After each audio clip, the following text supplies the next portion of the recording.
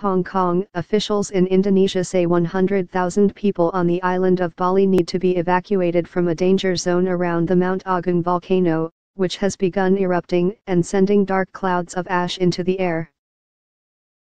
The ash forced the closing of the Ngurah Rai Airport in Denpasar, Bali's capital. It was scheduled to reopen Tuesday, but that decision could be postponed based on conditions, officials said. Volcanic activity is now at a very high level, and the probability of a bigger eruption is increasing, Indonesia's Center for Volcanology and Geological Hazard Mitigation said. Just how big can't be determined, in part because there is so little information about what sort of activity came before the last deadly eruption in 1963.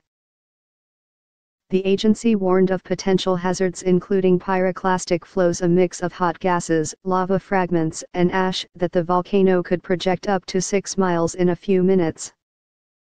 And heavy ash could fall, blanketing areas up to 5 feet deep even miles from Mount Agung.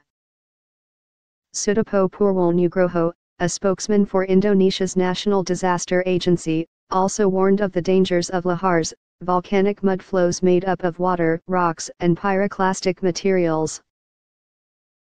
Indonesia raised its alert for Mount Agung to the highest level on Monday, and the exclusion zone around the volcano was extended to 6 miles. About 25,000 people left their homes after the erupting volcano spewed plumes of ash and steam last week. Mr. Sutopo said Monday at a news conference that the expanding danger zone meant 100,000 would need to evacuate. Ash from the volcano has reached heights of more than 11,000 feet above the peak, and sounds of rumbling could be heard more than 7 miles away, Mr. Sutopo said Monday. The National Disaster Agency said more than 400 domestic and international flights would be affected Monday. The resort island of Bali is a main destination in Indonesia, with 40% of foreign tourists entering the country there, followed by 30% in the capital, Jakarta. In September, about 145,000 people evacuated villages around the volcano after increased seismic activity indicated it could erupt, but most returned home last month as the danger appeared to lessen.